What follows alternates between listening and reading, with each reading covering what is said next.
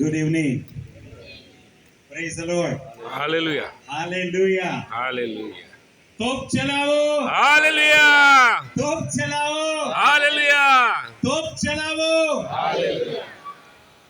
એવી તોપ ચલાવવાની કે શેતાનના દરેક કામનો નાશ થાય. Hallelujah. Right. Praise the lord. પ્રભુની સ્તુતિ ગાઓ, પ્રભુની આરાધના કરીએ. ફરીથી પ્રભુએ આપણને આ બીજો દિવસ આપ્યો.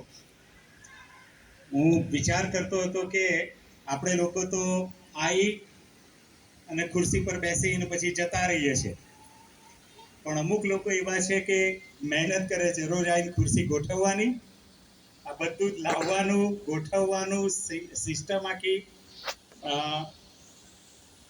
એમને પગાર નહીં મળતો ને, વોલેન્ટરલી પોતાની ઈચ્છાથી આ કરે છે. તમને ખબર છે કે ઈશ્વરના આશીર્વાદો મેળવવાના માટે અમુક નિયમો ઈશ્વરે આપી દીધા છે, અને એમાંનો એક આ નિયમ છે કે તમે આવી રીતે સેવા કરો ને, તમને ખબર પડે કે ના પડે, પણ તમને આશીર્વાદ એનો મળે છે. એ કયા ફોર્મમાં, કયા રૂપમાં આશીર્વાદ આવશે એ નહીં ખબર, પણ એ આશીર્વાદ તમને મળે છે. એટલે ઈશ્વરે આવા ઘણા આશીર્વાદો મૂક્યા છે. એટલે તમે સહજ રીતે જ્યારે કરો ને તો એ આશીર્વાદો તમને મળે છે. એટલે એક આશીર્વાદ જાણે કે પ્રભુએ કીધું તારા મા બાપનું તું સન્માન કર તો તારું આયુષ્ય, વેરી સિમ્પલ. તમે બીજું કશું કરો કે ના કરો, પણ મા બાપનું સન્માન કરો, એમની ખેર, તમારું આયુષ્ય, તમારી તંદુરસ્તી. પ્રભુએ આવા નિયમો મૂક્યા છે એ આશીર્વાદો પ્રાપ્ત કરવાને માટે.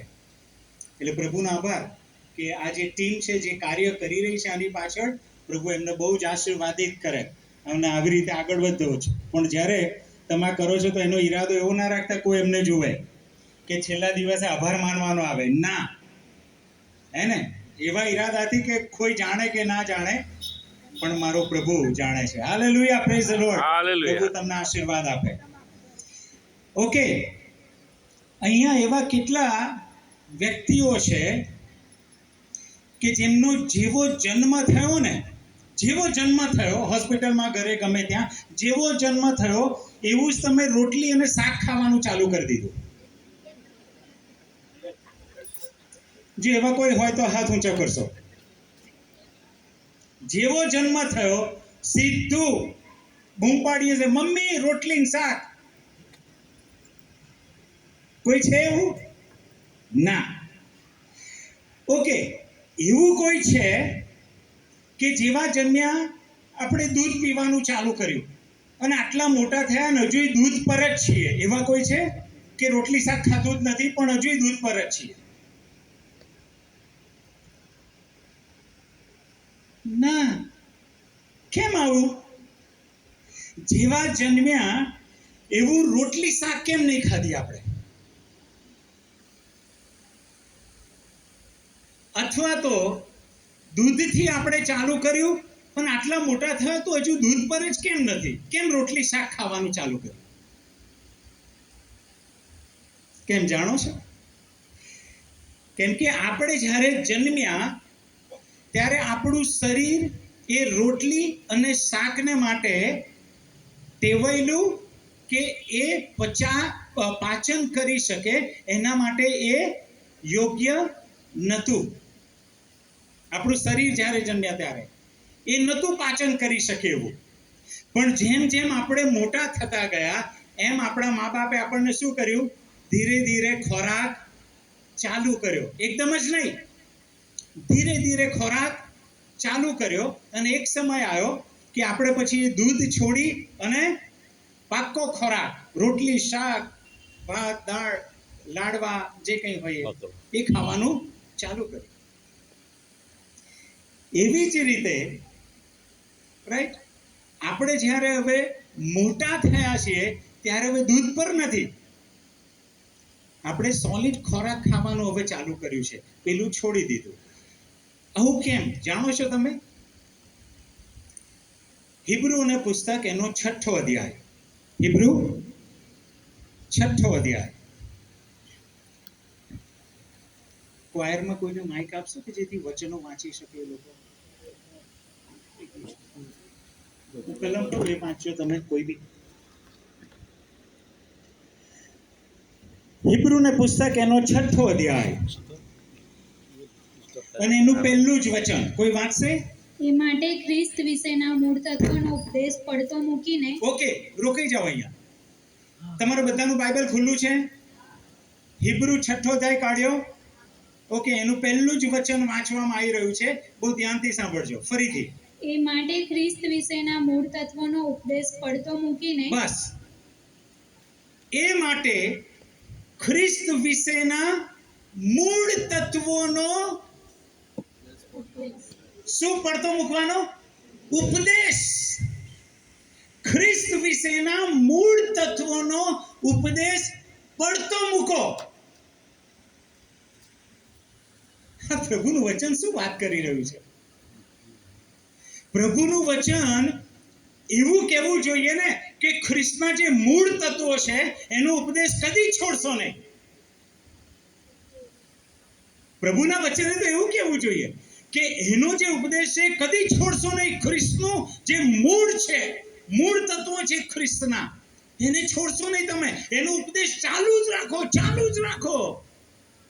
પણ અહીં તો પ્રભુનું વચન એવું કહે છે કે ખ્રિસ્ત વિશેના મૂળ તત્વોનો ઉપદેશ, મૂળ તત્વોને છોડવાની વાત નહીં કરતું, એનો ઉપદેશ પડતો મૂકો. તમે સમજ્યા શું કહેવા માંગે છે? ખ્રિસ્તના મૂળ તત્વો, ઈસુ ખ્રિસ્તનું જે મૂળ છે, ઈસુ ખ્રિસ્તનું જે હાર્દ છે, ઈસુ ખ્રિસ્તનું જે જીવન છે, ઈસુ ખ્રિસ્તનું જે મરણ છે, ઈસુ ખ્રિસ્તમાં જે તારણ છે, એનો ઉપદેશ પડતો મૂકો. બેટા બેસી જઈશ કોઈ જગ્યાએ તો. એનો ઉપદેશ પડતો મૂકો.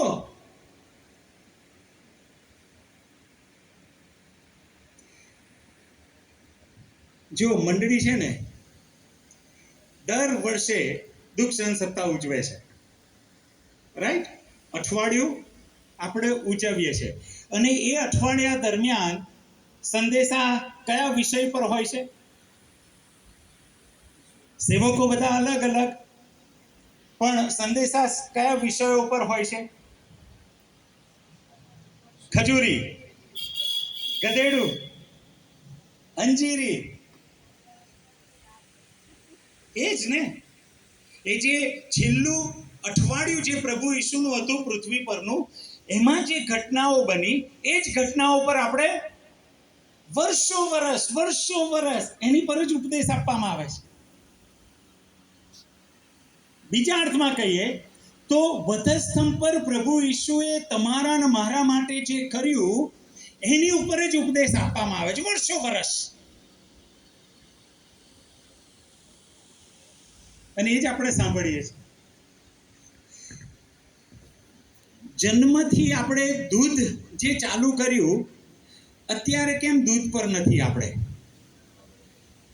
કેમ કે આપણા શરીરને હવે બીજી બધી બાબતોની જરૂર છે. આપણે પુખ્ત ઉંમરના થઈ રહ્યા છીએ, વધી રહ્યા છે, એટલે આપણે હવે સોલિડ ખોરાક ખાઈ શકીએ છીએ.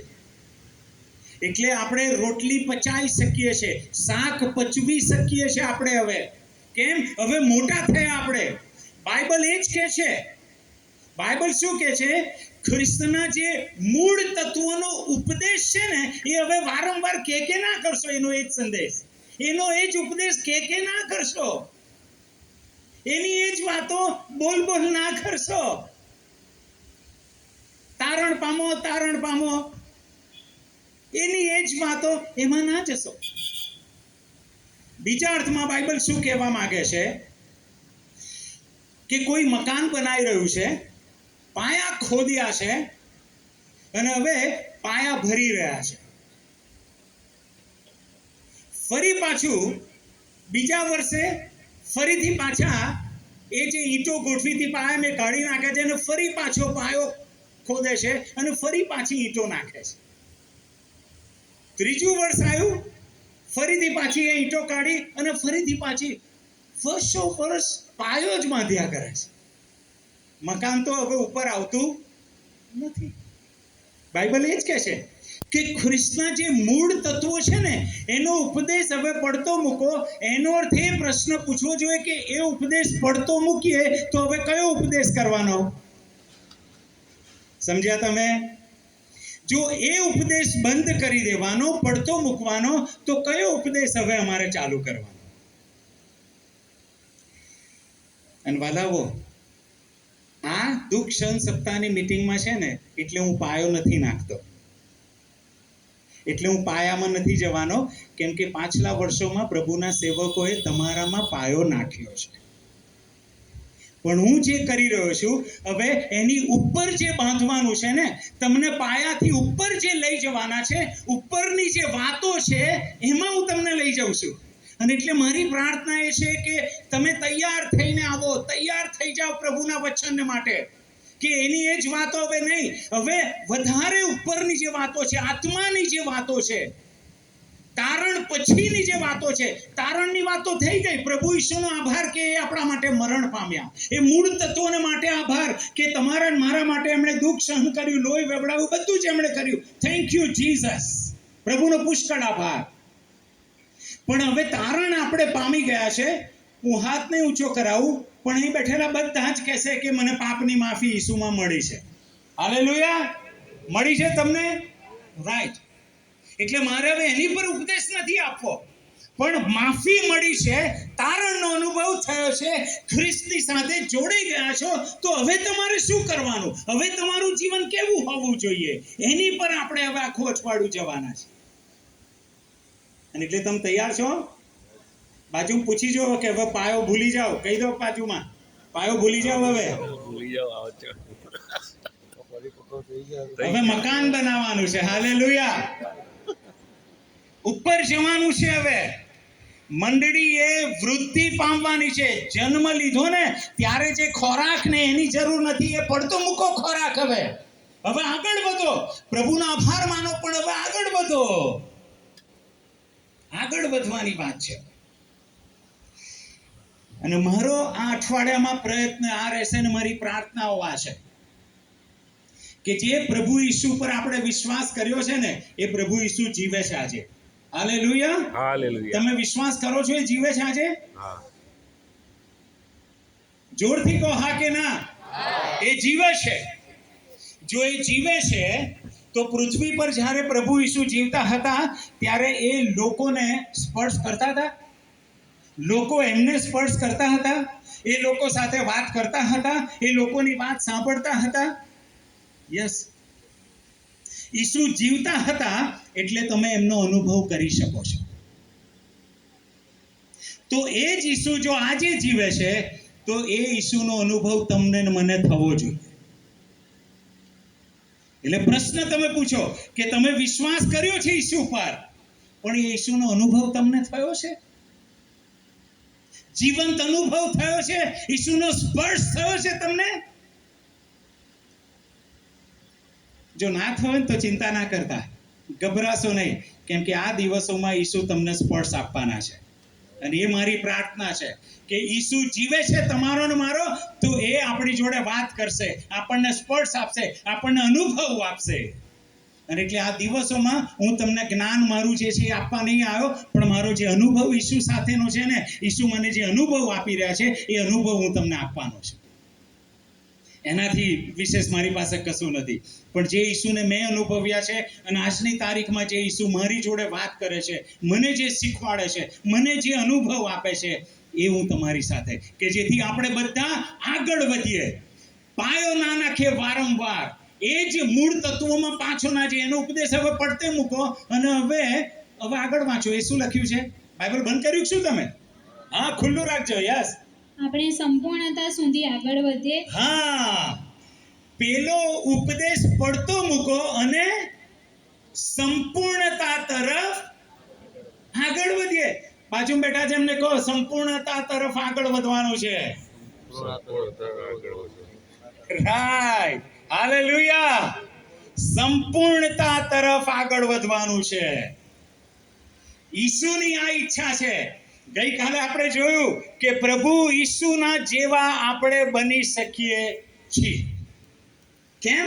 પ્રભુને જેવી સેવા આપણે કરી શકીએ છીએ, એમના જેવું જીવન આપણે જીવી શકીએ છીએ. કેમ કે એ તમારા ને મારા જેવા જ મનુષ્ય હતા. બિલકુલ તમારા ને મારા જેવા મનુષ્ય હતા. એટલે આપણે ઈસુનું જેવું જીવન જીવી શકીએ છીએ અને એમના જેવા કામ કરી શકીએ છીએ. પણ આજે આપણે જોવા માંગીએ છીએ કે ઈસુ સંપૂર્ણ માણસ હતા. ઈશ્વર તો હતા જ, પણ ઈશ્વર તરીકે એમણે પોતાનો અધિકારનો ઉપયોગ કર્યો નહીં પૃથ્વી દરમિયાન. એ અધિકારનો ઉપયોગ કર્યો નહીં એમણે. તો પછી કેવી રીતે આ બધું કર્યું? એ રહસ્ય ઈસુના જીવનમાંથી આજે જોવા માંગીએ છીએ કે જેથી તમે હું પણ એ જ રહસ્યમાં આગળ વધીએ. ઈસુ જેવી રીતે કરતા હતા એવી રીતે તમે હું પણ જીવન જીવીએ અને જેથી મંડળી બીજા લોકોને માટે આશીર્વાદનું કારણ બને. તારણ મળ્યું છે ને, એ તારણ હવે બહાર જાય. જે અંધકારમાં છે એ લોકોને આપણે પ્રભુના રાજ્યમાં લઈને આવીએ, અજવાળામાં લઈને આવીએ. એ રહસ્ય, એ મર્મ જે પ્રભુ ઈસુના જીવનમાં હતો, એ મર્મ આજે પ્રભુ તમારી આગળ ખોલવાના છે. આવો આપણી જગ્યા પર ઊભા થઈએ અને આપણી જાતને તૈયાર કરીએ. પ્રભુ, એ મર્મ મારે જોઈએ છે. પ્રભુ, એ તમારું રહસ્ય મારે જોઈએ છે. સાચા હૃદયથી અત્યારે પ્રભુની પાસે આવીએ આપણે અને પ્રભુને કહીએ કે પ્રભુ, એ પાયો હવે મૂકી દઉં છું. હવે મારે આગળ વધવું છે, સંપૂર્ણતા તરફ આગળ વધવું છે પ્રભુ. અને એટલે તમારું વચન તમે ખોલો, તમારું વચન તમે ખોલો. મારે આગળ વધવું છે. તમે મનમાં અત્યારે પ્રાર્થના કરો અને પોતાને તૈયાર કરો કે પ્રભુ મારે શીખવું છે. અને સુબેદારે સરસ પ્રાર્થના કરી કે અમે વચન સાંભળીએ અને પાડીએ. એ શબ્દ એમણે વાપર્યો સુબેદારે, પાડીએ, એ મુજબ આપણે જીવન જીવીએ. વ્યક્તિગત પ્રાર્થના કરો, તૈયાર કરો તમારા આત્માને એના વચન માટે, એના સત્યના માટે, એના સામર્થ્યના માટે તમે તૈયાર કરો પોતાને. ઓ જીસસ, યસ જીસસ. અમે આમંત્રણ આપીએ છીએ પ્રભુ ઈસુ, તમે પ્રગટ થાઓ, તમારો અવાજ સંભળાય અમને. અમારે વધવું છે. પાયો તો થઈ ગયો, પાપની માફી મળી, તારણનો અનુભવ થયો, પણ હવે આગળના અનુભવમાં અમારે જવું છે. બીજાના માટે સાક્ષીરૂપ બનવું છે અમારે. તમે જેવી રીતે બીજાના માટે આશીર્વાદિત બન્યા, અમારે આશીર્વાદિત બનવું છે બીજાના માટે.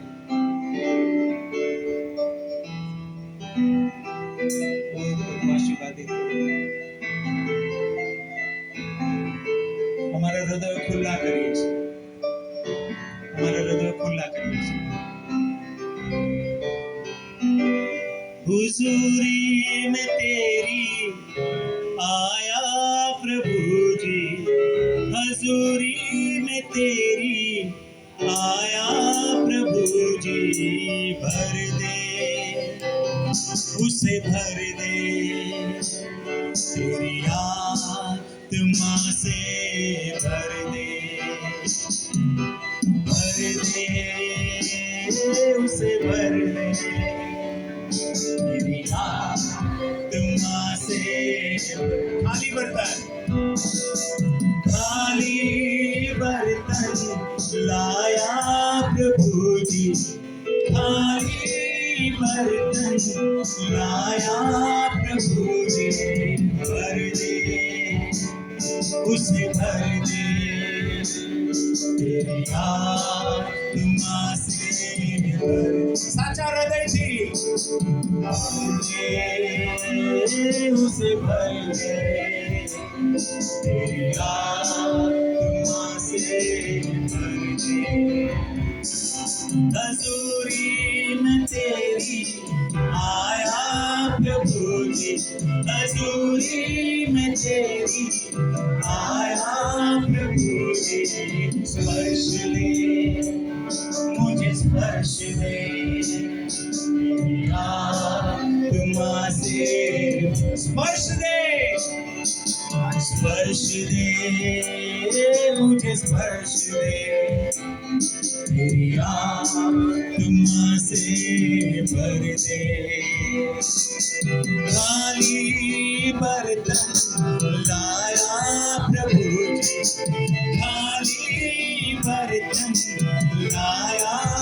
खुशी भर दे, उसे भर दे तेरी आत्मा से भर दे। हालेलुया, भर दे उसे भर दे तेरी आत्मा से। પવિત્ર આત્મા ખાલી વાસણોને જેમ અમારા હૃદયો અમે ખુલ્લા કરીએ છીએ, તમારા વચનથી, તમારા સત્યથી, તમારા સામર્થ્યથી અમને ભરો કે જેથી અમે ઈસુના જેવા બનીએ, તમારા દીકરા પ્રભુ ઈસુના સ્વરૂપમાં અમે આગળ વધીએ, સંપૂર્ણતાની પાયરી આગળ વધીએ. તમારી મંડળીને તમે આશીર્વાદિત કરો પ્રભુ ઈસુના નામે, આમેન. પ્રભુના નામે જોરથી તાળી પાડીએ. Hallelujah, praise the lord. બેસી જાઓ. Thank you Jesus, thank you Jesus. Hallelujah. પ્રભુ ઈસુ આ બધી સેવા, પરાક્રમ, ચમત્કાર, સાજાપણું, દુષ્ટ આત્માઓ કાઢવા, મરેલા જે છે એને જીવાડવા કેવી રીતે પ્રભુ ઈસુ કરી શક્યા? ચલો પ્રભુ ઈસુના જન્મથી વાત કરીએ કે પ્રભુ ઈસુનો જન્મ કેવી રીતે થયો. બાઇબલ કહે છે, માથીની સુવાર્તા, અને એમાં લખવામાં આવ્યું છે કે કુંવારીને પેટે પવિત્ર આત્માના સામર્થ્યથી. ઓકે, માથીની સુવાર્તા કાઢો. માથીની સુવાર્તા 1લો અધ્યાય એનું 18મું વચન. માથી 1લો અધ્યાય એનું 18મું વચન.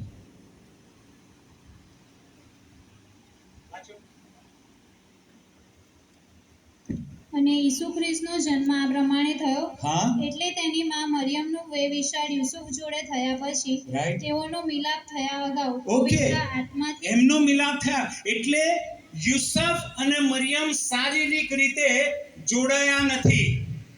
અને ત્યાં શું થયું? પવિત્ર આત્માથી તે ગર્ભવતી થયેલી જણાય. પવિત્ર આત્માથી. હવે આ સમજો તમે, પ્રભુ ઈસુનો જન્મ કેવી રીતે થયો? પ્રભુ ઈસુ શરીરમાં આવ્યા ને, શરીરના સ્વરૂપે. એ પહેલા પ્રભુ ઈસુ કયા સ્વરૂપમાં હતા? પવિત્ર આત્મા. પ્રભુ ઈસુ શરીરમાં આવ્યા એ પહેલા એ આત્માના સ્વરૂપમાં હતા.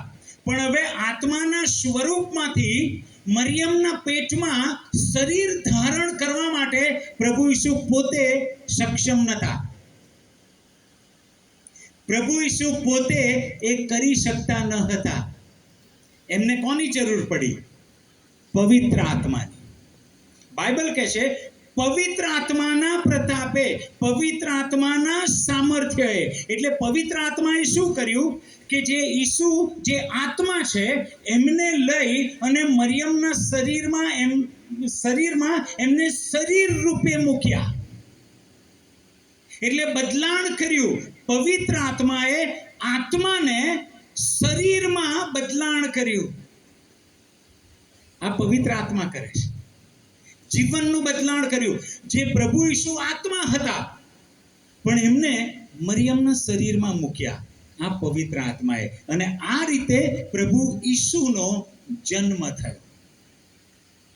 જો યોહાન 10માં શું લખવામાં આવ્યું છે કે જે છીંડે ચડીને આવે છે, એ જે છીંડે ચડીને આવે છે કોણ છે? અને જે બહાણેથી આવે છે એ ઘેટાપાળ.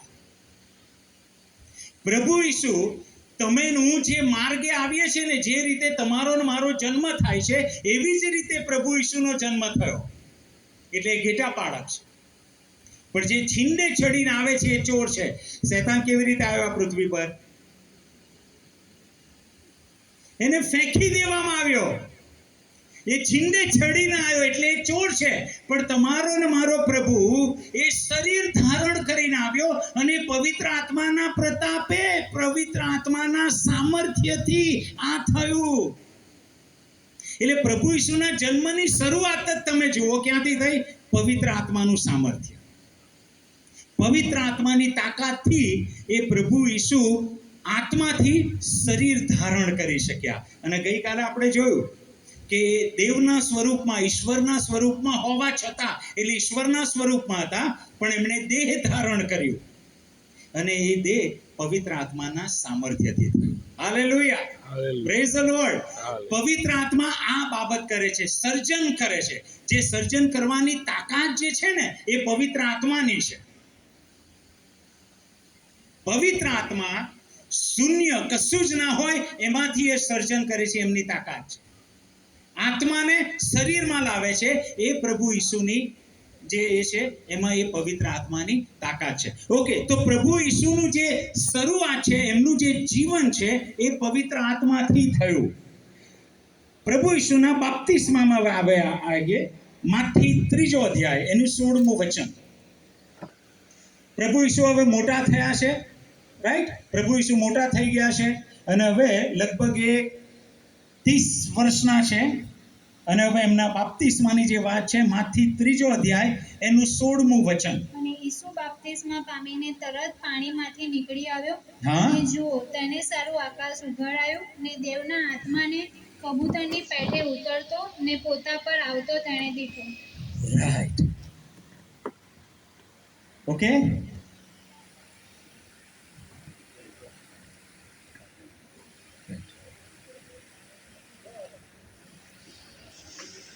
બાપ્તિસ્માની હવે વાત કરીએ કે બાપ્તિસ્મા સમયે શું થયું.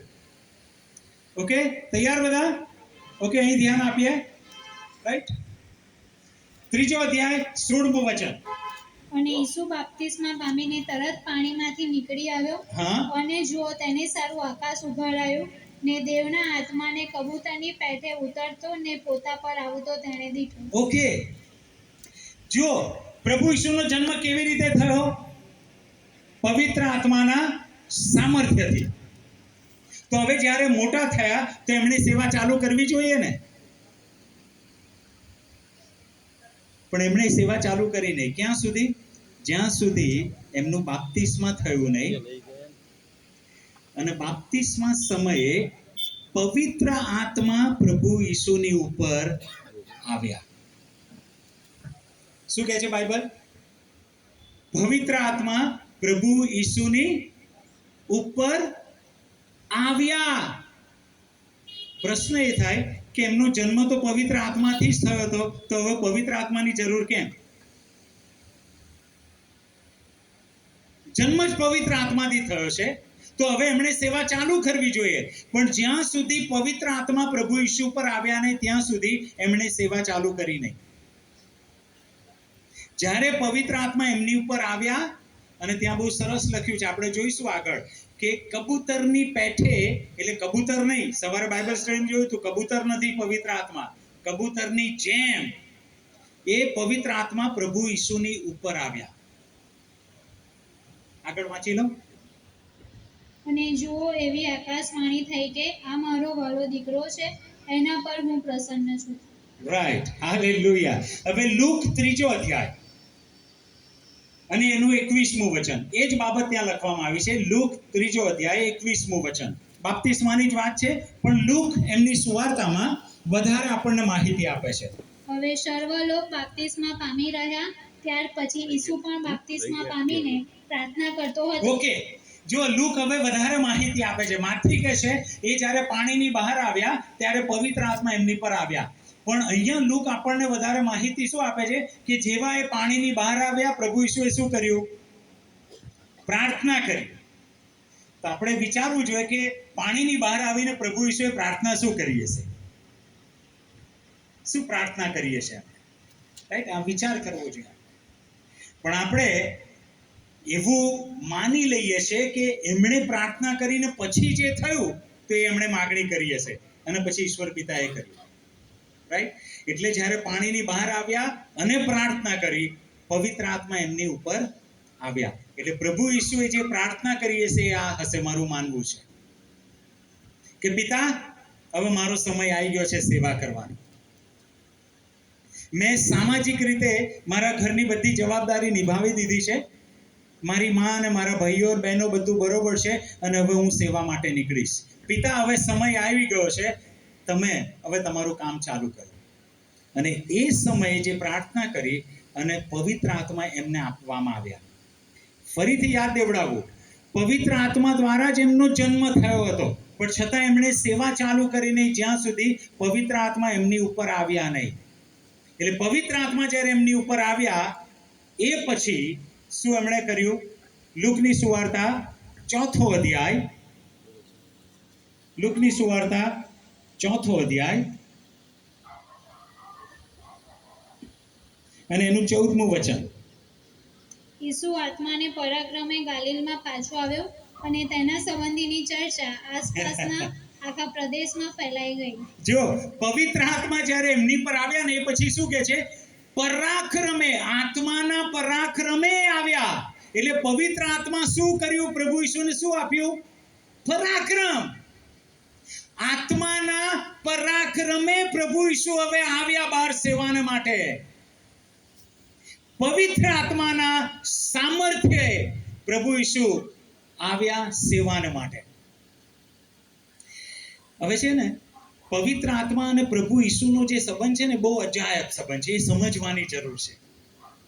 યોહાનની સુવાર્તા 1લો અધ્યાય બહુ જ સરસ ત્યાં લખવામાં આવ્યું છે. યોહાનની સુવાર્તા 1લો અધ્યાય એનું 32મા વચનથી આગળ. યોહાન 1:32 થી આગળ. યોહાને શહેદી આપી કે આત્માને કબૂતરની પેઠે આકાશમાંથી ઉતરતો મેં દીઠો, તે તેના પર રહ્યો. હા બસ જો બહુ ધ્યાનથી સાંભળજો અને સમજજો.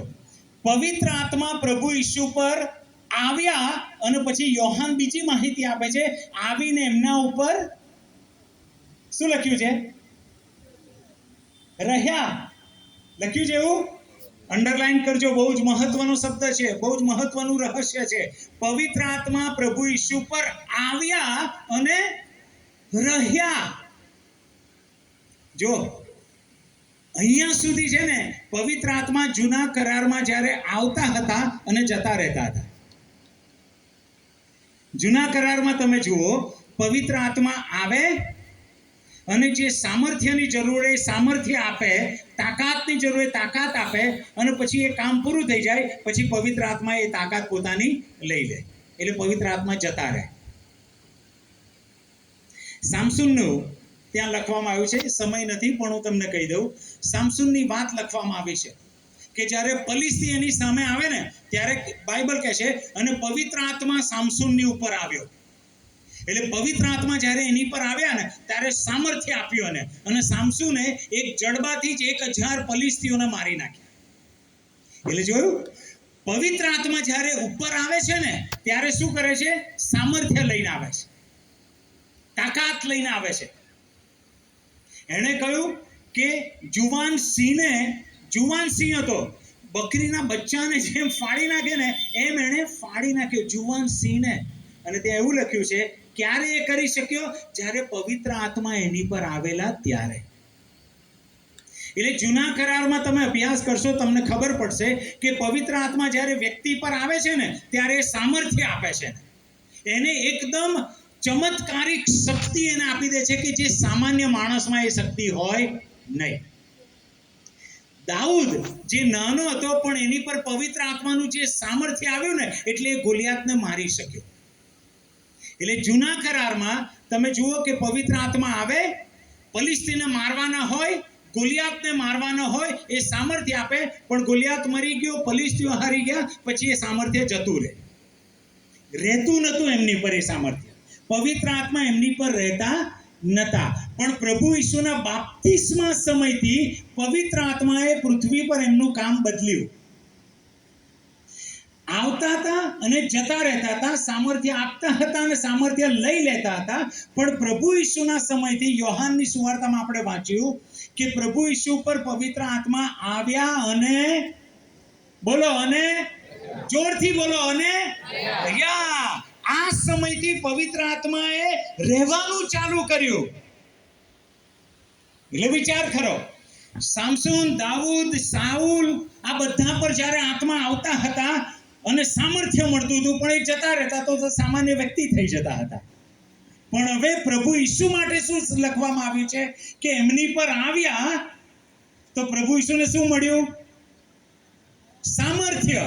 અને એ આત્મા જતા રહ્યા ના, એમની પર રહ્યા. એનો અર્થ શું થયો કે પ્રભુ ઈસુ પર પવિત્ર આત્માનું સામર્થ્ય 24/7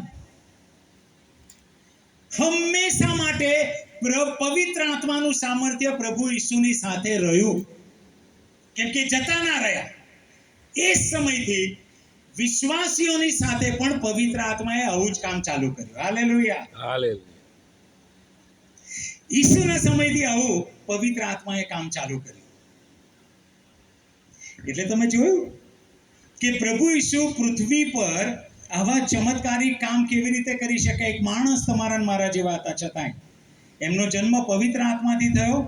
તમારો ને મારો નવો જન્મ પવિત્ર આત્માથી થાય છે કે નહીં? હાલેલુયા. Praise the lord. તમને ને મને આત્માનો જન્મ કોણે આપ્યો? પવિત્ર આત્માએ. જેમ ઈસુનો જન્મ પવિત્ર આત્માથી થયો, પણ એક સમયે પવિત્ર આત્મા પ્રભુ ઈસુ પર આવ્યા અને રહેવાનું ચાલુ કર્યું. એવી જ રીતે બાઇબલ એવું કહે છે કે જે વિશ્વાસ કરે છે એની પર જ્યારે પવિત્ર આત્મા આવે છે અને પવિત્ર આત્મા એની ઉપર રહે છે. એટલે જ તમે ને હું પણ પ્રભુ ઈસુ જેવા બની શકીએ છીએ, પ્રભુ ઈસુ જેવા કામ કરી શકીએ છીએ. પ્રભુ ઈસુએ જે સેવાઓ કરી,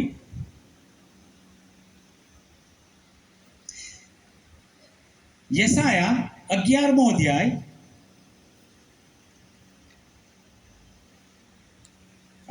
યસાયા 61 કાઢીએ. યસાયા 61.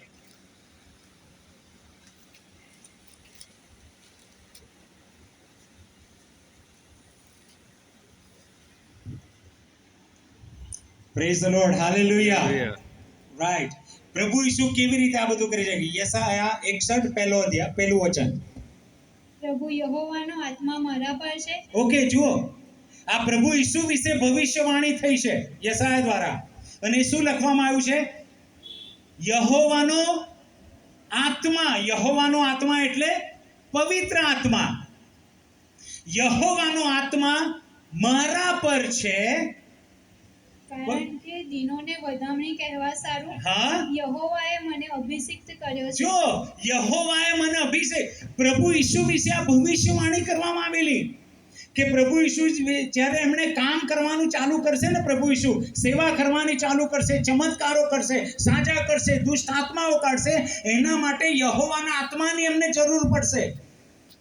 એટલે ત્યાં લખ્યું છે કે યહોવાનો આત્મા મારા પર છે અને એમણે મને અભિષેક કર્યો છે કે જેથી આ લોકોને હું છોડાઈ શકું, બંદીવાનોને છોડાઈ શકું, એ બધાનું સાજા કરી શકું. આ પ્રભુ ઈસુ વિશે ભવિષ્યવાણી થઈ. પણ એ ભવિષ્યવાણી પૂર્ણ થઈ લુકની સુવાર્તા.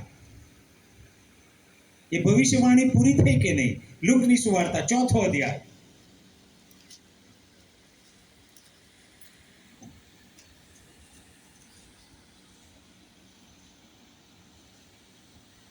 સત્તર વચનથી આગળ. લુકની સુવાર્તા 4થો અધ્યાય 17 વચનથી આગળ.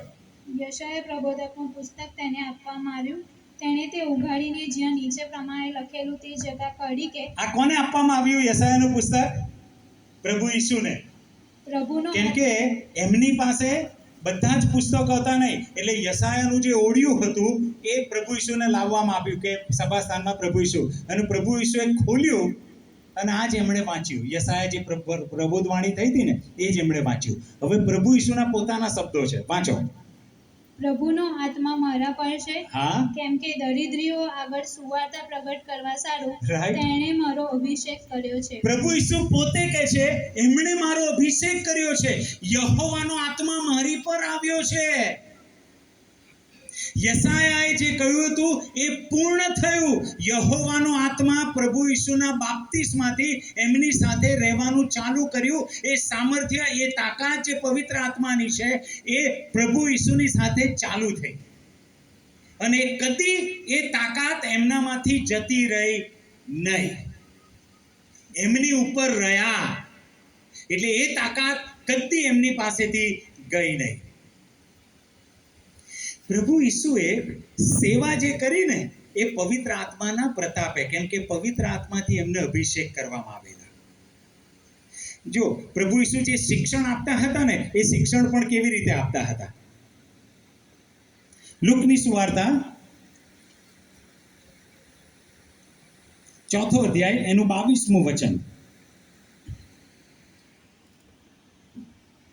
બધાએ તેને વિશે સાક્ષી આપી અને તેના મોંમાંથી જે કૃપાની વાતો નીકળી તેથી Yes. તેઓએ અચરજ થઈને કહ્યું કે શું એ યુસુફનો દીકરો નથી? હા, આ યુસુફનો દીકરો નથી, આ સુથાર નથી, જેને નાનપણથી આપણે જોયો છે. એ તો કોઈ બાઇબલ કોલેજમાં ગયો નથી, કોઈ શાસ્ત્રીઓ ફરોશીઓ સાથે ગયો નથી શીખવાના માટે, કોઈ સેમિનરી આને કરી નથી. તો આ કૃપાની વાતો, આ સામર્થ્યનું શિક્ષણ આ ક્યાંથી એની પાસે આવ્યું? લોકોને પ્રશ્ન થયો કે આ અજાયબ શિક્ષણ કેવી રીતે આપી શકે છે? આપણે એને નાનપણથી જોયો છે. આ પવિત્ર આત્માનું સામર્થ્ય, કેમ કે જ્ઞાનનો આત્મા એમની પર હતો. યશાયા કહે છે જ્ઞાનનો આત્મા એમને આપવામાં આવેલો. અને આપણે જોયું હતું ને પહેલા દિવસે કે એ જ્ઞાનમાં વધતા ગયા, કેમ કે એ માણસ હતા.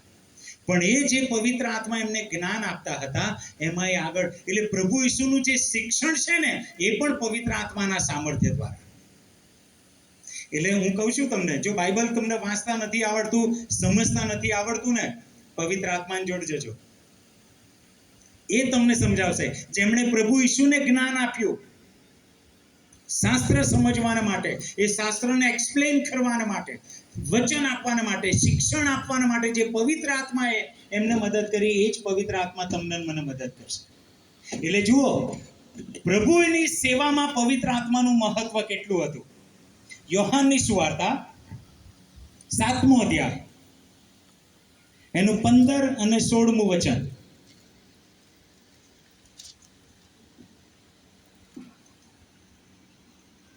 ત્યારે યહૂદીઓએ આશ્ચર્ય પામીને કહ્યું કે હા. એ માણસ કદી પણ શીખ્યો નથી, તેમ છતાં તે વિદ્યા ક્યાંથી જાણે છે? માટે ઈસુએ તેઓને ઉત્તર આપ્યો કે મારો બોધ તો મારો પોતાનો નથી. હા, પ્રભુ ઈસુએ શું કીધું? હું જે શિક્ષણ આપું છું ને એ મારું નથી.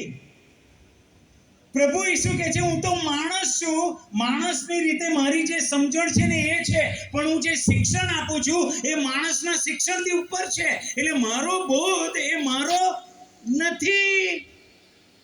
પ્રભુ ઈસુ પોતે કહે છે કે હું જે શિક્ષણ આપું છું, હું જે સમજણ મને છે એ મારી નથી. કોની છે? વાંચો. પણ જેણે મને મોકલ્યો છે તેનો છે. હા, પણ જેમણે મને મોકલ્યો છે એમનું છે. પ્રભુ ઈસુને કોણે મોકલ્યા? ઈશ્વર પિતાએ. એમણે એમને સામર્થ્ય આપ્યું, એમણે એમને જ્ઞાન આપ્યું. પવિત્ર આત્મા પ્રભુ ઈસુના જીવનમાં, એમની સેવામાં કેવા સંકળાયેલા છે જોયું તમે? એટલે કેમ પવિત્ર આત્માની એમને જરૂર પડી? કેમ કે તમારા ને મારા જેવા માણસ હતા. ઈશ્વર તરીકે નહીં જીવ્યા. જો ઈશ્વર તરીકે જીવ્યા હોત ને સેવા કરી હોત તો એમને પવિત્ર આત્માની જરૂર નથી. પણ પવિત્ર આત્માની જરૂર ક્યારે? કે જ્યારે તમારા ને મારા જેવા શરીરમાં આવ્યા, માણસ બનીને આવ્યા, ત્યારે એમને આ જરૂર પડી. એટલે બોધ, શિક્ષણ, જ્ઞાન એ પવિત્ર આત્માએ એમને આપ્યું. પણ હવે લોકોને સાજા કેવી રીતે કરતા હતા? દુષ્ટ આત્મા પ્રભુ ઈસુ કેવી રીતે કાઢતા હતા? જુઓ માથીની સુવાર્તા 12મો અધ્યાય.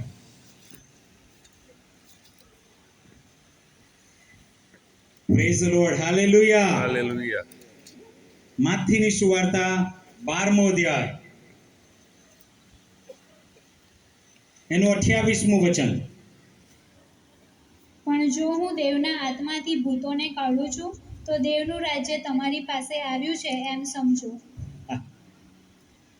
પ્રભુ ઈસુ પોતે કહે છે કે દુષ્ટ આત્મા કાઢવા માટે પ્રભુ ઈસુને કોની જરૂર હતી? ઈશ્વરના આત્માની. દુષ્ટ આત્મા પ્રભુ ઈસુ પોતે નતા કાઢી શકતા, કેમ કે એ અધિકાર હતો એમને, એ ઈશ્વર હતા, એ ઈશ્વરના અધિકારનો ઉપયોગ કરી શકતે, પણ એમણે કર્યો નહીં. પણ પવિત્ર આત્માના સામર્થ્યની સહાય લીધી એમણે દુષ્ટ આત્મા કાઢવા માટે. એટલે પ્રભુ ઈસુના જીવનમાં તમે જુઓ, એમની સેવામાં તમે જુઓ કે પવિત્ર આત્માના સામર્થ્યએ એ દુષ્ટ આત્મા કાઢી શક્યા. દુઃખની વાત શું છે બાલાઓ? આપણી જે મંડળીઓ છે ને, એમણે દુષ્ટ આત્મા કાઢવાનો અધિકાર અમુક બીજા સેવકોને જ આપ્યો છે,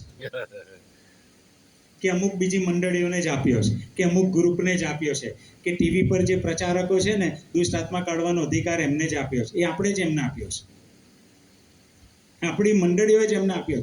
કેમ કે આપણી મંડળી સમજી નથી કે આ અધિકાર આપણો પણ છે. આ અધિકાર આપણો પણ છે. દરેક વિશ્વાસીનો આ અધિકાર છે. દરેક વિશ્વાસી પાસે આ સામર્થ્ય છે. પણ આપણે આનાથી દૂર છીએ. કેમ? આપણે એવું માની લીધું કે આ છે ને, દુષ્ટ આત્મા કાઢવાનું એ મારી તાકાત નથી. અને સાચી વાત છે, આપણી તાકાત નથી. ઈસુ કહે છે મારી તાકાત નથી, પણ પવિત્ર આત્માની તાકાત છે જે મારામાં છે. પ્રભુ કહે છે. હવે એ પવિત્ર આત્મા તમારા પર છે, હા કે ના? જો ખબર નથી ને ખાતરી નથી, યસ, પ્રભુ એના માટે જ તમને લાયા છે. હાલેલુયા. હાલેલુયા. તમારા બાજુમાં બેઠા જ કહો, એટલે જ પ્રભુ લાયા છે. એટલે લાયા. હાલેલુયા. પ્રભુ કહે છે હું ઈશ્વરના આત્માથી દુષ્ટ આત્મા કાઢું છું. અને જો એ કરું છું ને, તો સમજી લો કે ઈશ્વરનું રાજ્ય આવી ગયું છે. હાલેલુયા. રાજા આવી ગયા છે. રાજા આવી ગયા છે. અને એટલે પ્રભુ ઈસુનું આવવાનું જે છે એ લખેલું છે કે પ્રભુ ઈસુ ઈશ્વરના પુત્ર એટલા માટે પ્રગટ થયા કે શૈતાનના કામનો નાશ કરે. શૈતાનના કામનો નાશ કરે એટલા માટે પ્રભુ ઈસુ આયા. અને એ કામનો નાશ માટે પવિત્ર આત્માની સહાયમાં પ્રભુ ઈસુ ગયા. પવિત્ર આત્માથી જ પ્રભુ આ કરી શક્યા. દુષ્ટ આત્માઓ એમના વશમાં થયા. તમે જાણો છો કે દુષ્ટ આત્મા તમારાથી ગભરાય? તમને ખબર છે? તમે એવું કહેશો, હિરેનભાઈ શું વાત કરો છો? દુષ્ટ આત્મા મારાથી ગભરાય? અહીં રાત્રે 12 વાગે તો મને શું થાય છે મને ખબર. કાલે જ આખી રાત મીટિંગમાંથી મોડે રાત્રે જતો અને પાછળ પાંદડાનો અવાજ આવે તો મને કેમ થઈ જાય છે. અને તમે એવું કહો છો કે દુષ્ટ આત્મા મારાથી ગભરાય. કેમ? આપણે આ સ્વીકારી લીધું ને. આપણે આ સ્વીકારી લીધું કે હું એનાથી ગભરાઉં છું, એ મારાથી મોટો છે, એટલે તમને બીવડાવે છે, એટલે તમને વશમાં રાખે છે. પણ પ્રભુ ઈસુ કહે છે મારી પાસે જે આત્માનું સામર્થ્ય છે એનાથી હું એને ભગાડી શકું છું, એનાથી હું એને છુટકારો આપી શકું છું. એટલે પ્રભુ ઈસુએ ઈશ્વરનું રાજ્ય કેવી રીતે ફેલાયું? લોકોને દુષ્ટ શક્તિઓથી એમણે છોડાયા, દુષ્ટ આત્માઓથી છોડાયા. અને જ્યારે દુષ્ટ આત્માથી છૂટ્યા ને લોકો, ત્યારે કેટલાક બહેરા હતા એ સાંભળવા લાગ્યા, બોબડા હતા એ બોલવા લાગ્યા. દુષ્ટ આત્મા ઘણીવાર શરીરોની ઇન્દ્રિયોને વશમાં કરી અને એને બંધ કરી શકે છે, અને કરે છે. પણ જ્યારે પ્રભુ ઈસુ છુટકારો આપે છે ત્યારે સાજાપણું એ જીવનોમાં આવે છે. એટલે શક્ય છે ઘણા બધા શરીરોમાં જે બંધનો છે, શરીરના અવયવોમાં તકલીફ છે, શક્ય છે કે દુષ્ટ આત્માથી હોય. હું એવું નહીં કહેતો કે બધું જ, પણ એમનાથી હોઈ શકે છે. પણ આજે ઈસુના નામમાં એ તમને છુટકારો મળે. Hallelujah. Hallelujah. Praise the lord. કેમ કે એ જ આત્મા મારી પર છે જે પ્રભુ ઈસુ પર હતા. એ મારો વિશ્વાસ છે. Praise the Lord. Hallelujah. Phone આવે છે ઘણીવાર મારી પર, દૂરથી હોય, અને કહે કે હિરેનભાઈ મારા વાઈફ અહીંયા છે, એમને દુષ્ટ આત્મા વળગ્યો છે, પ્રાર્થના કરાવશો? હવે થોડા વર્ષો પહેલા જો આવો ફોન આવતો હોત ને, તો હું કહેત કે હા પછી ઉપવાસ કરીશું, પ્રાર્થના કરીશું, પછી ફોન કરાવીશું. થોડા વર્ષો પહેલા આવું કરે. પણ અત્યારે હું એવું નહીં કરતો. કેમ કે એ સત્ય હું શીખી ગયો છું. પ્રભુએ મને આ સત્ય શીખવાડ્યું છે. હવે ફોન આવે ને તો હું કહું કે ઓકે ચલો પ્રાર્થના કરીએ. કેમ કે હવે હું જાણું છું કે પવિત્ર આત્મા મને છોડીને જતા ઈસુ પર રહ્યા ને, તો હું વિશ્વાસ કરું છું તો મારી પર પણ એ રહે છે. એટલે ગમે ત્યારે હું શૈતાન અને દુષ્ટ શક્તિઓને હરાઈ શકું છું. તમે પણ હરાઈ શકો છો. તમે સમજો તમે કોણ છો. તમે પોતાને સમજો તમે કોણ છો. એ પવિત્ર આત્માનું સામર્થ્ય જ્યારે તમને મળે ને ત્યારે તમે દુષ્ટ શક્તિઓને તમે હરાવનાર, અને એ તમારાથી ગભરાશે. એ તમારાથી ગભરાશે. જે આત્મા અંદર બેઠા છે ને, એક આરાધના થતી હતી, હું બેઠો હતો અને મારી બાજુમાં એક બેન બેઠા હતા, અને બેન એકદમ જ એમને વળગણ હતું, મને ખબર નથી, અને એકદમ જ એ બૂમો પાડવા લાગ્યા અને કહેવા લાગ્યા, મને દૂર લઈ જાઓ, આ માણસથી મને દૂર લઈ જાઓ, મને દૂર લઈ જાઓ. કેમ? એને સામર્થ્ય જોયું કે આની જોડે હું નહીં બેસી શકું. એ મારામાં કશું નહીં, પણ મારી અંદર જે બેઠા છે ને એના લીધે એ ગભરાય છે. મારે એનાથી ગભરાવાની જરૂર નથી. એ મારી હાજરીને સહન નહીં કરી શકતા. પ્રભુ ઈસુની હાજરીને દુષ્ટ આત્મા સહન નથી કરી શકતા. એટલે જ્યારે તમે પ્રભુ ઈસુની પાસે આવો ને ત્યારે તમારા જીવનમાં જે દુષ્ટ શક્તિઓ જાદુ ટોણા થયા હોય ને એ બધા જ દૂર થશે. તમને કોઈ અસર નહીં થાય. પ્રભુ ઈસુ આ રીતે સેવા કરતા હતા પવિત્ર આત્માના સામર્થ્યથી. જે માણસ થઈને આવું કરી શકતા હતા, એટલે જે નમૂનો તમને મને આપ્યો પ્રભુએ કે તું માણસ છું ને તો તું મારા જેવા કામ કરી શકે. સાચાપણાની વાત કરીએ. પ્રભુ ઈસુ દુષ્ટ આત્માઓ તો આ રીતે કાઢતા હતા.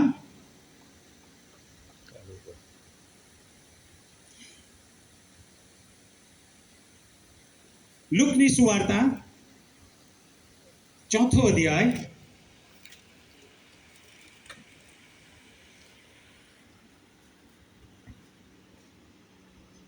અને આપણે જે આજે શાસ્ત્ર ભાગ વાંચેલો એ વાંચીશું.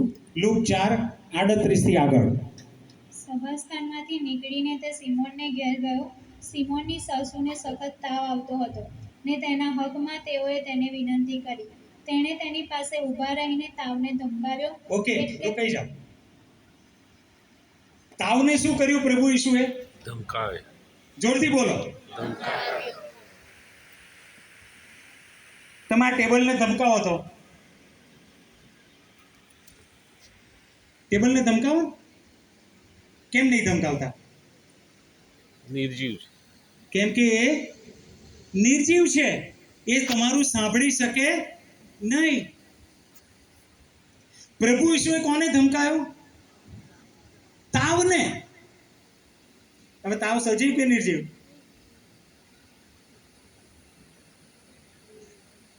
મેડિકલ લાઈનના તાવ સજીવ કે નિર્જીવ? જેનામાં આવે તો જો સજીવને. પ્રભુ ઈસુએ તાવને ધમકાયો. એ જે બીમારી હતી ને એને ધમકાયો. મારું માનવું એ છે તાવને ધમકાયો એટલે જે જીવાણુ, જે કીટાણુઓએ જે શરીરમાં તાવ ઉત્પન્ન કર્યો, પ્રભુ ઈસુએ એ કીટાણુને અથવા તો એ જે દુષ્ટ આત્માઓ છે એમને ધમકાયા પ્રભુએ કે આ શરીરમાંથી નીકળ. શબ્દથી ધમકાવવાથી પિતરની જે સાસુ હતી એનો તાવને પ્રભુ ઈસુએ ધમકાયો. વાંચો આગળ. અને તેનો તાવ ઉતરી ગયો અને તરત ઉઠીને તે તેઓની સરભરા કરવા લાગી. હાલેલુયા. તરત જ સરભરા કરો. તાવ જતો જ રહ્યો, ભાગી ગયો તાવ. આગળ વાંચો. સૂરજ આથમતી વખતે જેઓને ત્યાં નાના પ્રકારના રોગથી પીડાતા માણસો હતા તેઓ તેમને તેની પાસે લાવ્યા. હા. અને તેણે તેઓમાંના દરેક પર હાથ ઓકે. મૂકીને હા, તેઓને સાજા કર્યા. કેટલાને સાજા કર્યા? કેટલા પર હાથ મૂક્યો? બધાને. હે? બધાને. દરેક ઉપર. અને કયા કયા પ્રકારના રોગો ત્યાં હતા? ઘણાઓમાંથી ભૂતો પણ ના નીકળ્યા. ના ના, કયા પ્રકારના રોગો ત્યાં હતા? નાના પ્રકારના નાના પ્રકારના એટલે નાનું? ના, નાના એટલે વિવિધ, અલગ અલગ પ્રકારના. નાના એટલે નાનું, શરદી ખાંસી તાવ એવું નહીં. એ નાના નહીં, રાઈટ? અલગ અલગ પ્રકારના રોગો એટલે ઘણા રોગીઓ ત્યાં હતા, ઘણી બીમારીઓ ત્યાં હતી. તો એમાંથી કેટલી બીમારીઓ સાજી થઈ? હે? બધી. દરેક. દરેક. સાંભળો છો? પ્રભુ ઈસુની પાસે જે આવ્યા, જે રોગ બીમારી લઈને આવ્યા, એ દરેક બીમારીને પ્રભુ ઈસુએ સાજી કરી. હાલેલુયા. હાલેલુયા. પણ ડોક્ટર તો એવું કહે છે કે તમને સુગર છે ને, એ તો હવે કાયમ રહેવાનું. ડાયાબિટીસ છે ને, એ કદી મટતો નથી, આ ડોક્ટર કહે છે. ઈસુ શું કહે છે? બોલો ને, ઈસુ શું કહે છે? જો આપણો વિશ્વાસ બતાવે છે, કશો વાંધો નહીં. પ્રભુ અત્યારે તમારા વિશ્વાસને સંપૂર્ણતાની પાયરીએ.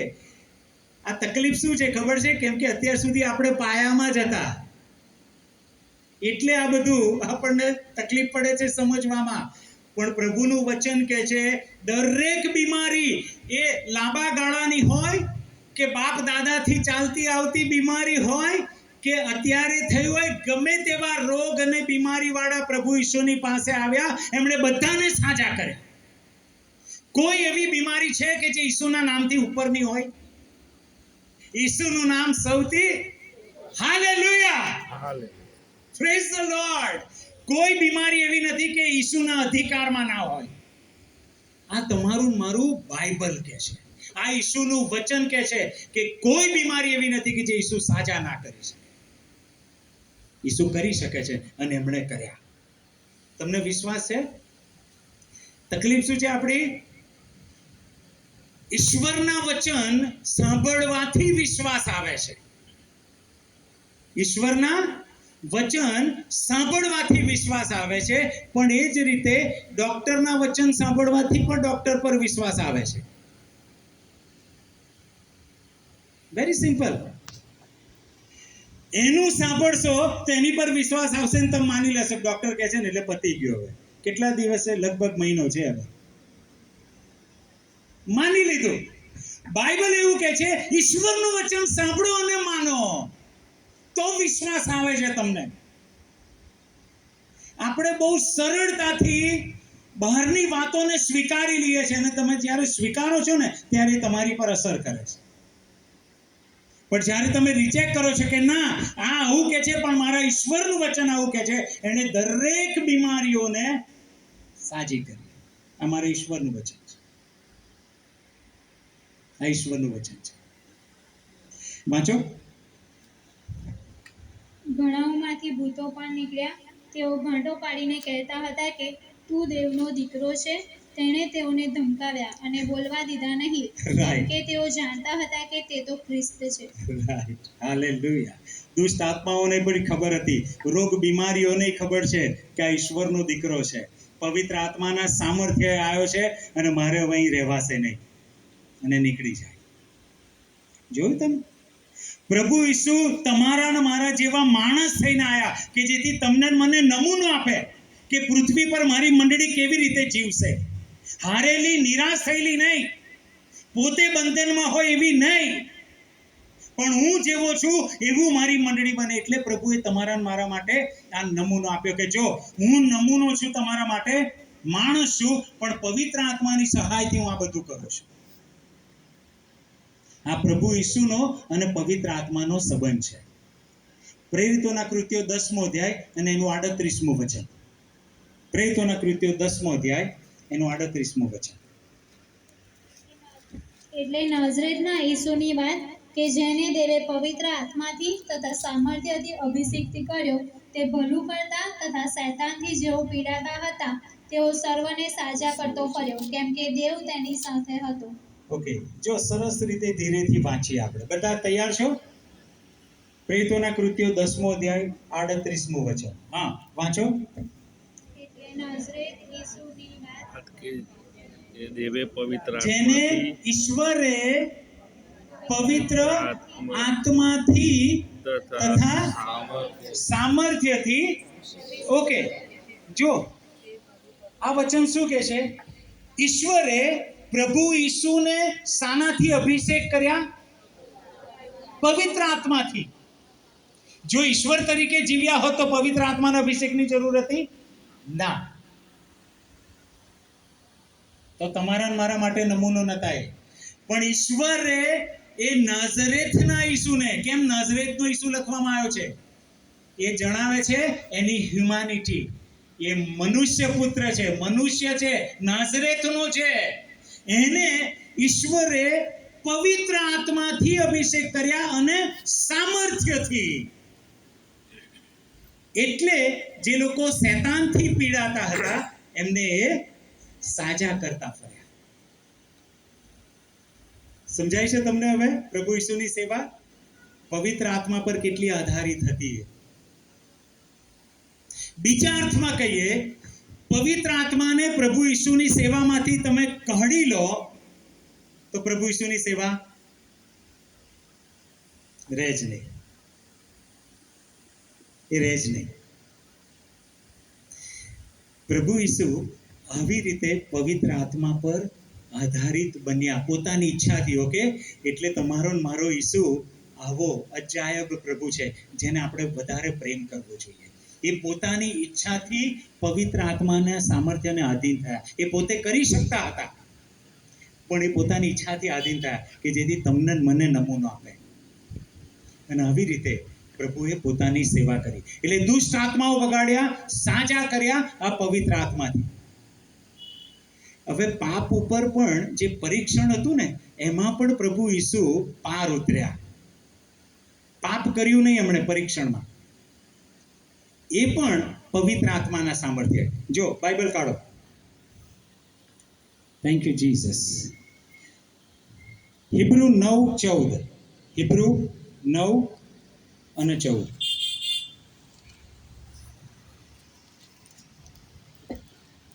તો ખ્રિસ્ત જેણે સનાતન આત્માથી પોતાના પંડનું દોષ વગરનું બલિદાન, કેવું બલિદાન કર્યું?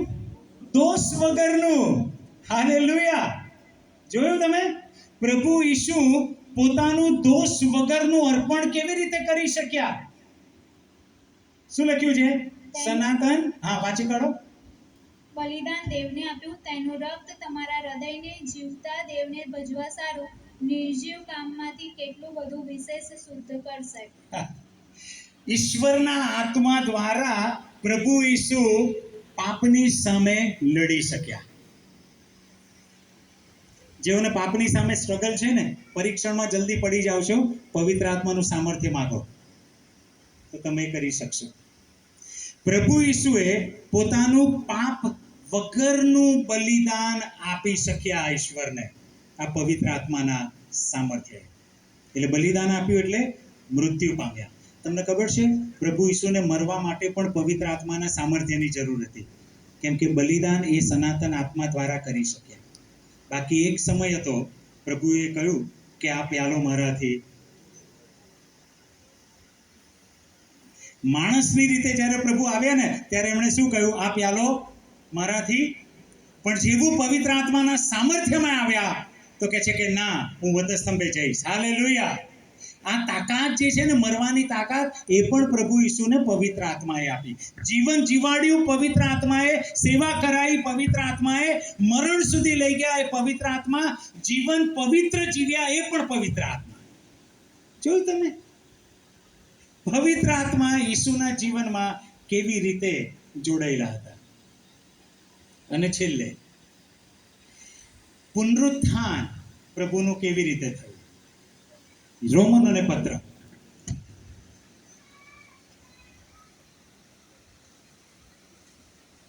1 અધ્યાય.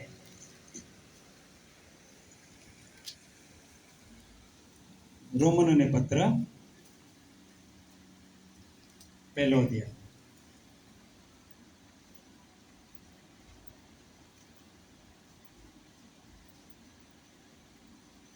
3 અને 4 વચન. તે સુવાર્તા દેવના દીકરા આપણા પ્રભુ ઈસુ ખ્રિસ્ત વિશેની છે.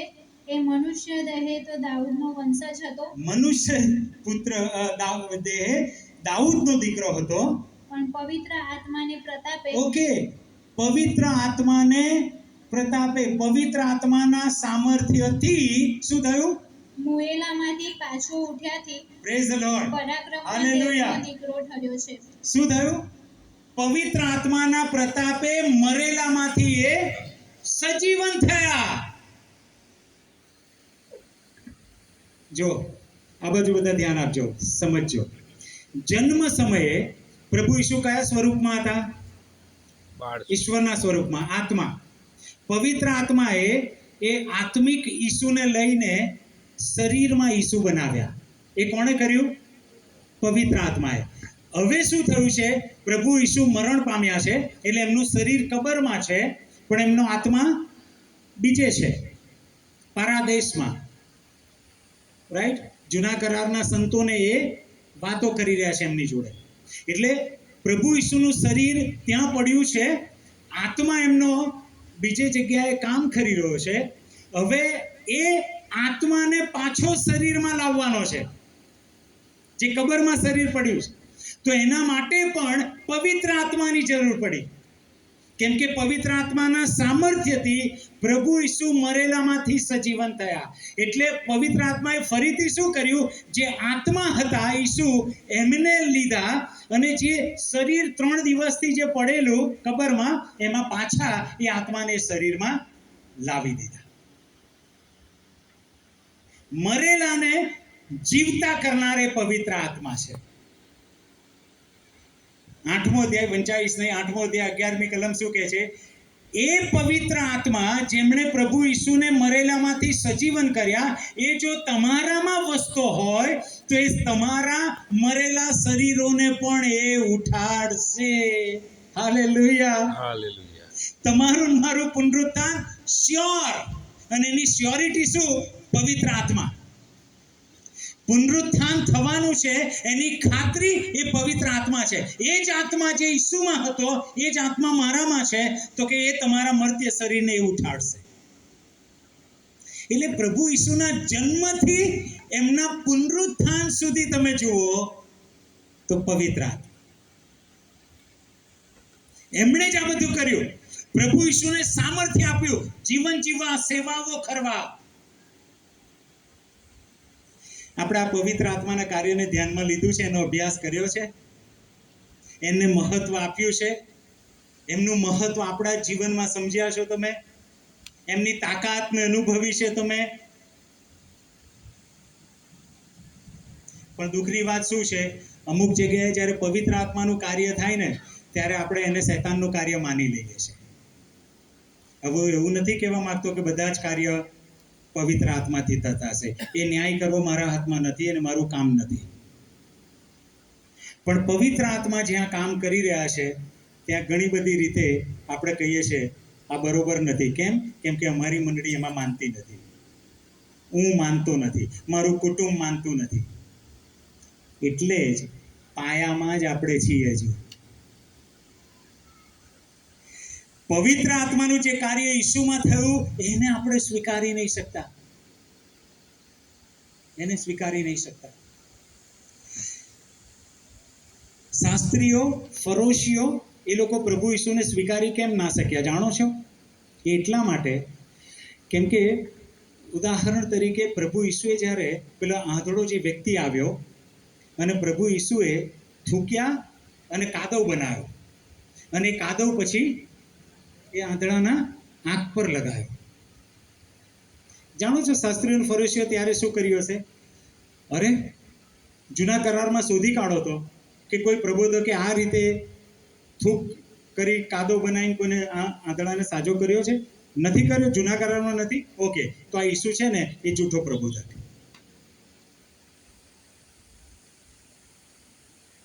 જૂના કરારમાં નથી થયું પણ અહીં થાય છે, એટલે આ જૂઠો.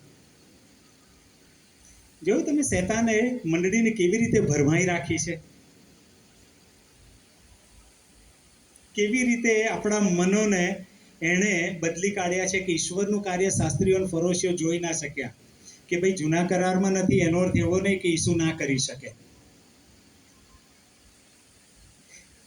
ચિત્રી ચડે એવું કેમ કાર્ય કહેવાય ને? થૂક લગાવી ચિત્રી ચડે એવું.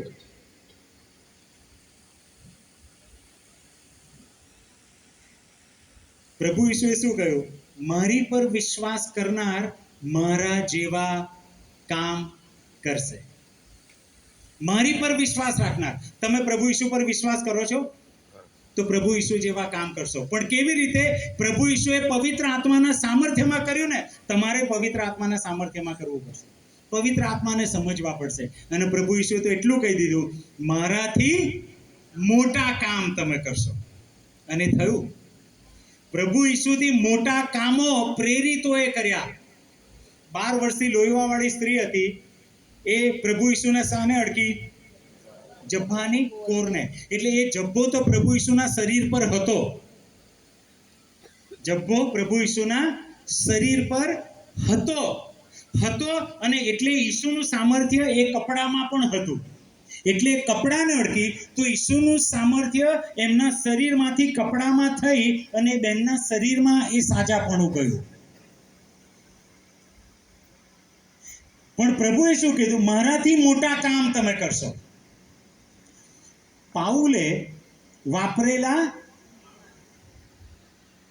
રૂમાલ, હે ને, પાઉલે વાપરેલા રૂમાલ અને એણે પહેરેલા કપડા, લોકો એ કપડા જ્યારે પાઉલના શરીર પર છે ને ત્યારની વાત નથી. એ એણે વાપરેલા રૂમાલ અને એણે વાપરેલા એના કપડા છે ને, એ લોકો ગામે ગામ મોકલતા હતા. રૂમાલને ફાડીને મોકલતા હશે કે એક ટુકડો અમને આપો, અમારા ગામમાં એક ટુકડો. એણે વાપરેલા રૂમાલ અને એણે વાપરેલા કપડા, તમે વિચાર કરો કે એ કપડા જ્યારે ગામે ગામ જાય છે ત્યારે એ પાઉલના શરીર પર નથી. અત્યારે પાઉલના શરીરથી બહાર છે. પેલું તો ઈસુનું શરીર પર કપડું હતું ને, અડકીને સાજી થઈ. પણ હવે પાઉલે વાપરેલા રૂમાલ એના શરીર પર નથી, બહાર છે.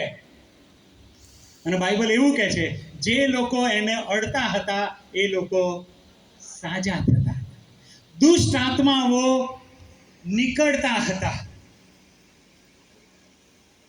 આજે કોઈ સેવક કોઈની પર રૂમાલ નાખે, તમે શું કહેશો? સોશિયલ મીડિયા પર આવી જશે, એ જૂઠો પ્રબોધક ચાલુ થયો. પાઉલ માટે સારું છે કે વોટ્સએપ નહોતું ત્યારે, ને તો પાઉલ પાછળ પડી જાત લોકો. મંડળી ભરમાયેલી છે. કેટલાક લોકો પવિત્ર આત્માનો દુરુપયોગ કરે છે. એનો અર્થ એવો નહીં કે આપણે એનો ઉપયોગ ના કરીએ. સમજો પવિત્ર આત્માના કાર્ય. ઈસુના જેવા કામ તમે કરી શકો છો, એનાથી મોટા કામ તમે કરી શકો છો. કેમ? પવિત્ર આત્મા તમારી સાથે છે. આવો ઊભા થઈએ આપણી જગ્યા પર. Thank you Jesus.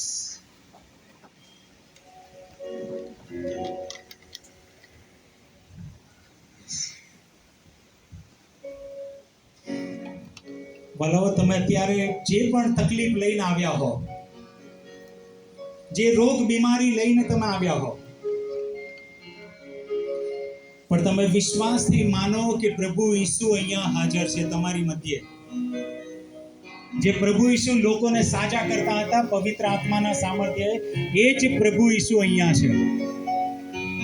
એ જ પ્રભુ ઈસુ અહીંયા છે. જે દુઃખ છે, જે તકલીફ છે, પ્રભુ ઈસુને તમે આપી દો.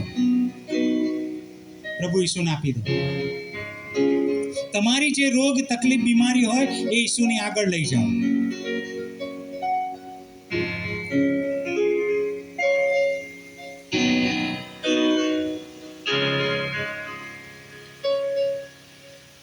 પ્રભુ ઈસુ, અમે પ્રાર્થના કરીએ છીએ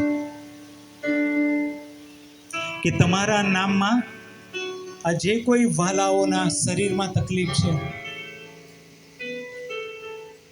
એમના જીવનમાં તકલીફ છે, એમના કુટુંબમાં તકલીફ છે, તમારી પાસે લાવીએ છીએ.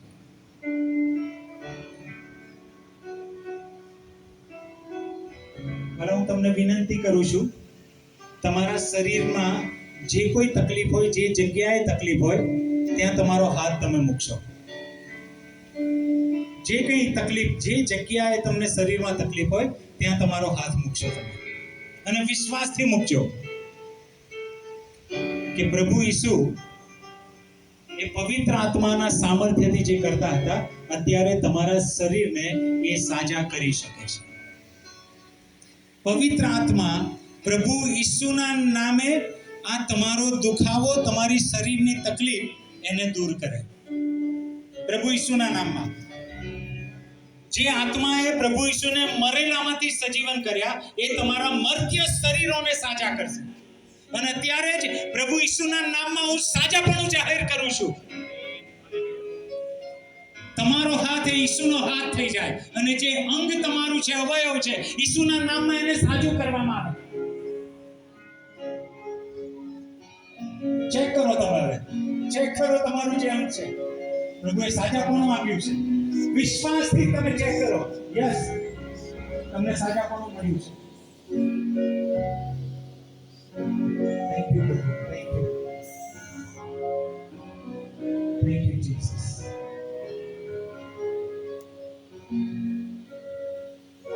અમારા સ્વર્ગીય પિતા, આભાર માનીએ છીએ તમારા વચનને માટે, જે વચન અમને પ્રભુ ઈસુ અને પવિત્ર આત્માના સંબંધ વિશે સજાગ કર્યા. અમે પણ પ્રભુ ઈસુ તમારા જેવા બની શકીએ છીએ, કેમ કે પિતાની ઈચ્છા છે કે અમે એમના પુત્રની પ્રતિમામાં આગળ વધીએ. અને એટલે પ્રભુ તમારી મંડળીને તમે આશીર્વાદિત કરી છે, એની માટે આભાર. આ જીવનોને તમે આશીર્વાદિત કર્યા છે, એના માટે આભાર. તમને મહિમા આપ્યો છે પ્રભુ ઈસુના નામે. આમેન. હું આકાશમાં નમન. નામ પવિત્ર, તમારું રાજ્ય આવો, જેમ આકાશમાં તેમ પૃથ્વી પર તમારી ઈચ્છા પૂરી થાય. દિવસની અમારી રોટલી આજ અમને આપો, જેમ અમે અમારા ઋણીઓને માફ કર્યા છે તેમ તમે અમારા ઋણ અમને માફ કરો. અમને પરીક્ષણમાં ન્યાયથી અમારા છૂટકો કરો, કેમ કે રાજ્ય, પરાક્રમ, મહિમા સર્વકાળ સુધી તમારા છે. આમીન. આપણા તારનાર પ્રભુ ઈસુ ખ્રિસ્તની કૃપા અને દેવ બાપનો પ્રેમ અને પ્રભુ પવિત્ર આત્માની દિવ્ય મીઠી મધુર સંગત અને તેનું સામર્થ્ય અને પેલા બધાની સાથે, વિશ્વાસીઓની સાથે હમણાંથી લઈ અને સદાને સર્વકાળ સુધી વધ્યું. Amen. Thank you. God bless you. Thank you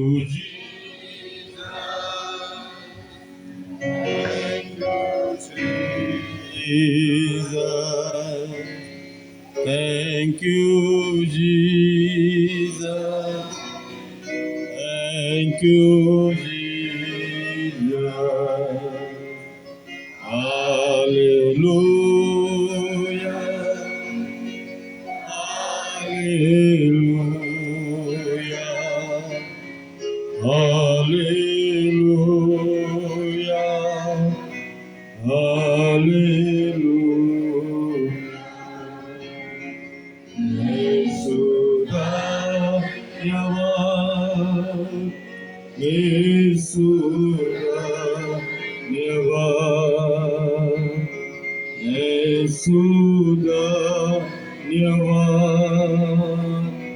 Yesu